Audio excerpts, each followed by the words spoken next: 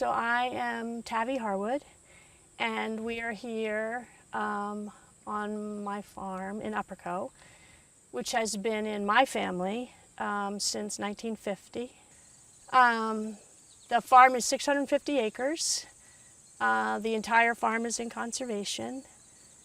Now we are threatened with this extremely large power line that is presumably, I believe it's coming from a nuclear facility in Pennsylvania, supplying power to data centers, which I don't even think are built.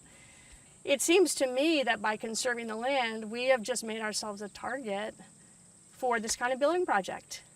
I have been so proud of Maryland, and I've told so many people who don't live here what a great job Maryland has done in preserving open land, because once it's gone, it's gone. And to me, this just seems like a complete desecration of something that is just irreplaceable.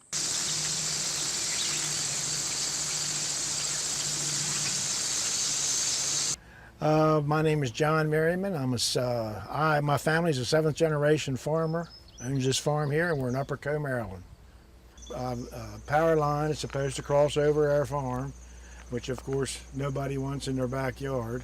I guess just the bottom line is we live in a very large ag preserved area with thousands of acres preserved. Have a little village here that's the same as it was like 100 years ago. You know, these things that they're building in Virginia claim they're going to need a lot of electricity. Well, you know, before they start shutting down coal power plants, they better figure out how to generate new electricity in a green fashion. So I'm George Milkey. I'm in partners with two brothers. We're celebrating our 50 years of being in business. I'm actually third generation. My grandfather started the farm back in 1926. We produce crops, so we are row crop farmers, as well as we started a grain business a number of years ago. There's a proposal for transmission lines coming across it. It crosses two of our farms just in the background of where we are now. Pretty intimidating stuff coming across preserved land that we once thought nothing could ever happen to it is why we signed that piece of paper. And so it involves a lot of farmland, customers of ours that farms and brings grain to us. It's certainly going to impact that. So we do feel threatened by this proposal.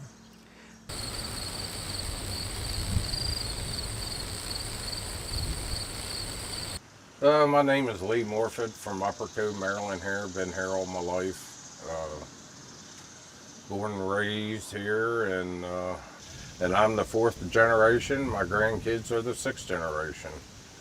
It's under these power lines, the weeds grow up so big, and then you have thistle in there that's blowing out across your fields that then you got to spray to control the thistle.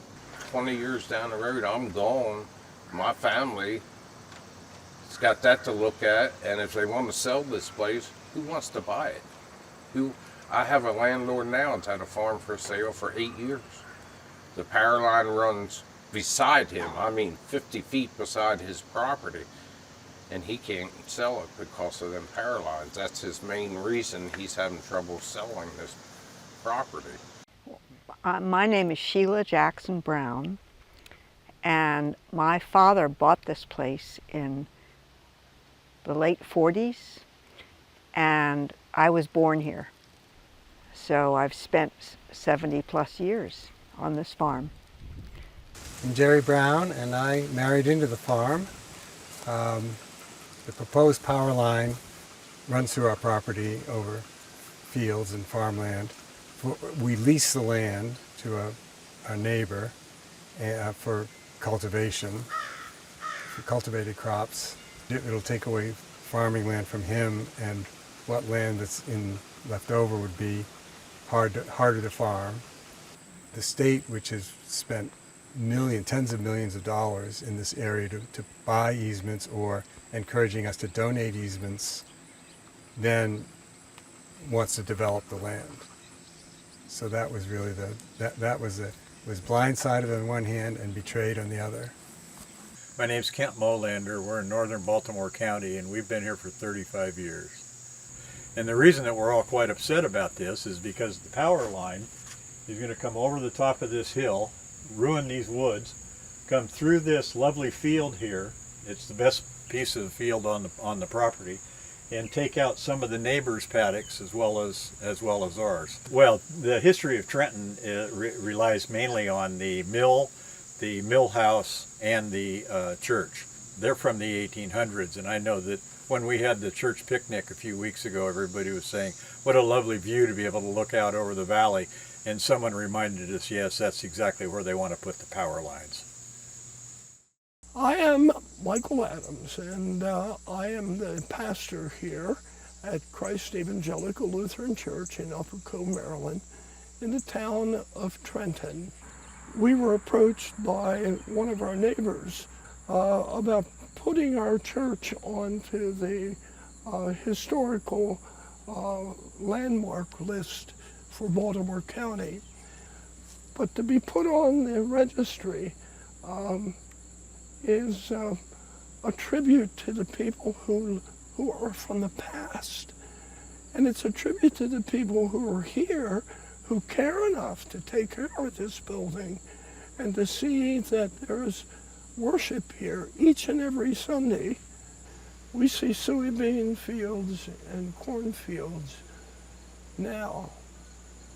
But if the power lines go through, we will see the modern age, we will see technology, we will see the power lines, the steel that holds them up, which is like the world crashing in on the sacredness of this place. We don't want that disturbed. We don't want that taken away from us.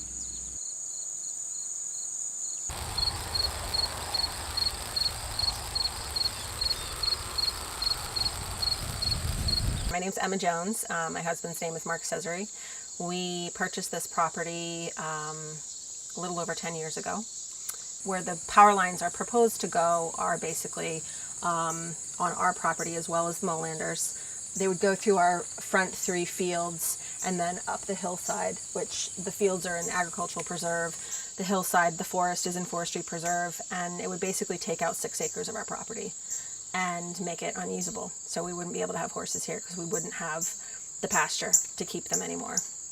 You know, we chose to live here because it's quiet, and we chose not to live by power lines because they're noisy and, you know, and they're dangerous to your health.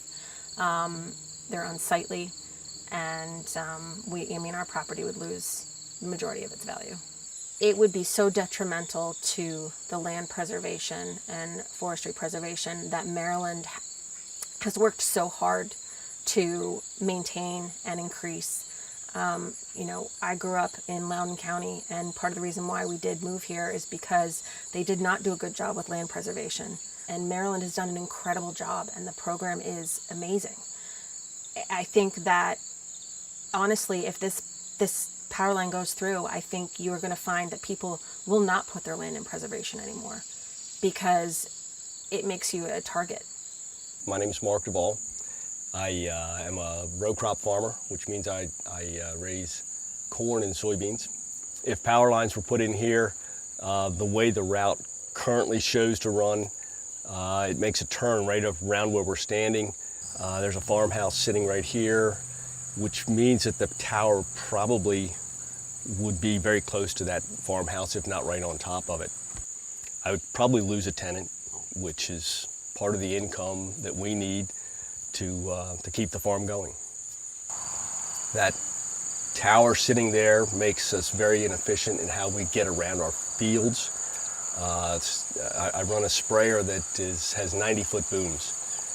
We can't fit between the poles, so now we have to somehow find a way to get around those poles. Just takes more time. Walter Mays farming here in Upper Cove. We've lived here on this dairy farm for 13 years now, because there's not many dairy farms left in Baltimore County, but we have about 260 or 70 animals here. One of the proposed sites is right next door here where we spread manure. It will really kill our efficiency as far as the time it takes to do anything. I've lived here all my life, in northern Baltimore County all my life, in the Hereford zone all my life. I don't want to see a change. I guess what I would want the governor or anyone seeing this to realize is, you know, the land means more to us than anything. It's not how much money you will pay us to put a power line through our property. If that happens, I, for one, would probably give up on the state. I would probably break up this farm in as many pieces as I could, and I'd leave. If the government can come in and do this, or if private business can come in and do this and the government lets them, then never mind. I'm not going to farm anymore. I'm going to sell out and move away. And then you'll be northern New Jersey. The lobbyists for PSEG, for PJM, the companies that are doing it, have been lobbying Wes more and have convinced him, and this makes sense to me, that farmers will love it because they still get to farm and they get paid. Not understanding that, no, this is how we all feel about our land here. No, it's not just land that gives us cash crops. It's land that we love. I mean, you know, that we love and take such good care of. And if you've never been out here, then you wouldn't understand. But again, once it's gone, it's gone.